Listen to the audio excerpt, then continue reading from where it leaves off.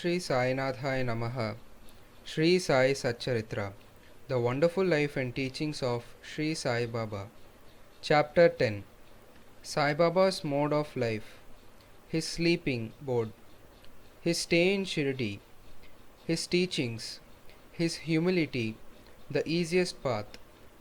Remember him always with love, for he was engrossed in doing good to all, and always abided in his self. To remember him only is to solve the riddle of life and death. This is the best and easiest of sadhanas, as it involves no expenditure. A little exertion here brings great rewards. So, as long as our senses are sound, we should, minute by minute, practice this sadhana. All other gods are illusory. Guru is the only God. If we believe in Sadguru's holy feet, he can change our fortune for the better. If we serve him nicely, we get rid of our samsar. We need not study any philosophy like the Nyaya and the Mimamsa. If we make him our helmsman, we can easily cross over the seas of all our pains and sorrows. As we trust the helmsman in crossing rivers and seas, so we have to trust our Sadguru in getting over the ocean of worldly existence. The Sadguru looks to the intense feeling and devotion of his devotees, endows them with knowledge and eternal bliss. In the last chapter, Baba's mendicancy and devotees' experience and other subjects are dealt with. Let the readers now hear where and how Baba lived, how he slept and how he taught, etc. Baba's wonderful bedstead. Let us first see where and how Baba slept. Mr. Nana Saheb Dengale brought for SaiBaba a wooden plank among 4 cubits in length and only a span in breadth for sleeping upon.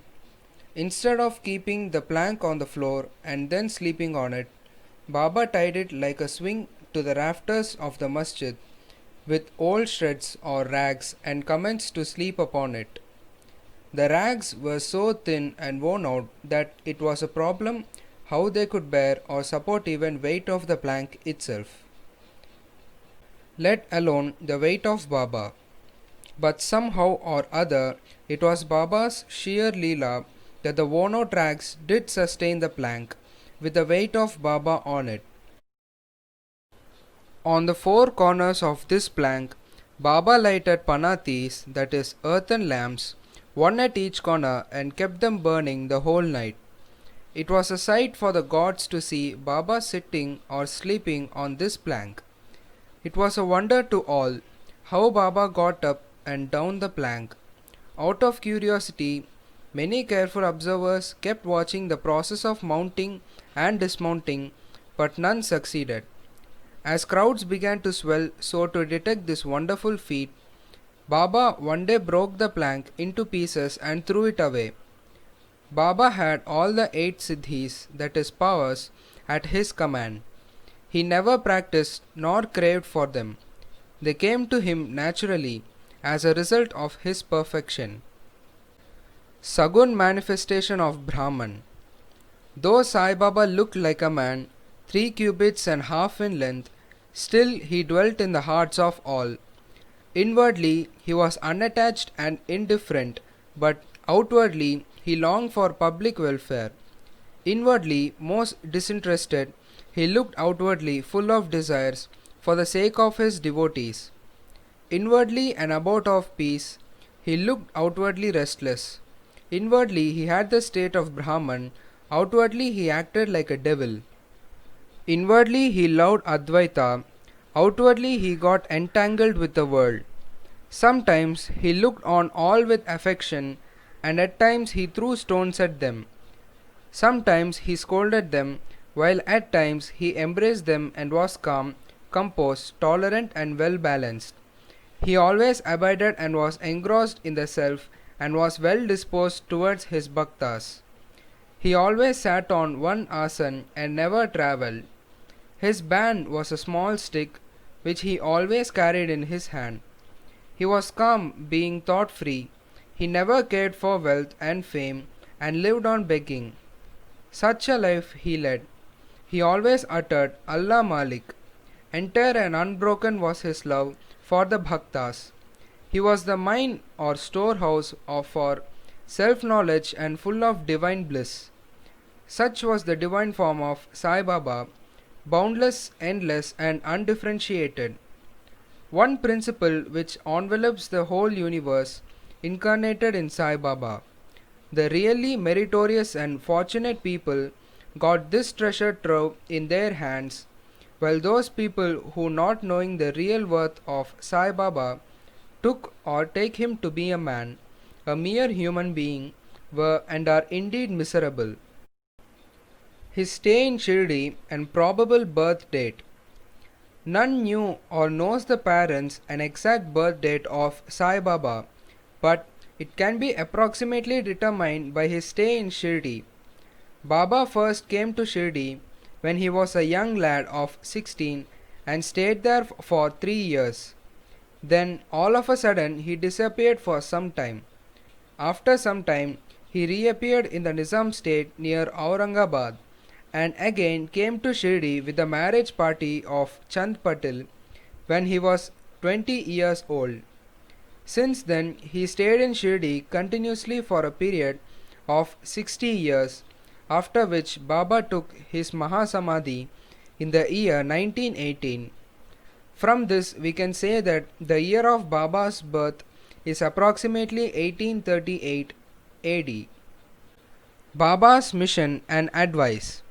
Saint Ramadas flourished in the 17th century and fulfilled to a great extent his mission of protecting cows and Brahmins against the Yavanas, but within 2 centuries after him, the split between the two communities, Hindus and Mohammedans, widened again, and Sai Baba came to bridge the gulf. His constant advice to all was to this effect: Rama and Rahim were one and the same. There was not the slightest difference between them. Then why should the devotees and quarrel among themselves? You ignorant folk, children, join hands and bring both the communities together. Act sanely, and thus you will gain your object of national unity. It is not good to dispute and argue. So don't argue. Don't emulate others. Always consider your interest and welfare. The Lord will protect you. Yoga, sacrifice, penance, and knowledge are the means to attain God. If you do not succeed in this by any means, vain is your birth. If anyone does any evil unto you, do not retaliate. If you can do anything, do some good unto other. This, in short, was Sai Baba's advice to all, and this will stand in good stead both in material and spiritual matters. Sai Baba as Sadguru. There are gurus and gurus. There are many so-called gurus who go about from house to house with cymbals and veena in their hands and make a show of their spirituality. They blow mantras into the ears of their disciples and extract money from them. They profess to teach piety and religion to their disciples, but are themselves impious and irreligious. Sai Baba never thought of making the least show of his worth. Body consciousness he had none, but he had great love for the disciples. There are two kinds of gurus, one niyat and two aniyat, unappointed or general. The latter by their advice develop the good qualities in us, purify our hearts and set us on the path of salvation, but contact with the former dispels our quality and establishes us in unity by making us realize, Thou art that. There are various gurus imparting to us the ocean of worldly existence is the Sadguru. Sai Baba was such a Sadguru. His greatness is undescribable. If anybody went to take his darshana, he, without being asked, would give every detail of his past, present and future life. He saw divinity in all beings. Friends and foes were alike to him, disinterested and equal balanced. He obliged the evil doers. He was the same in prosperity and adversity. No doubt ever touched him. Though he possessed the human body, he was not in the least attached to his body or house. Though he looked embodied, he was really disembodied, that is, free in this every life. Blessed are the people of Shiridi who worshipped Sai as their god, while eating, drinking, working in their backyards and fields and doing various household works. They always remembered Sai and sang his glory. They knew no other god except Sai. What to speak of the love, the sweetness of the love of the women of Shirdi? They were quite ignorant, but their pure love inspired them to compose poems or songs in their simple rural language. Letters or learning they had none.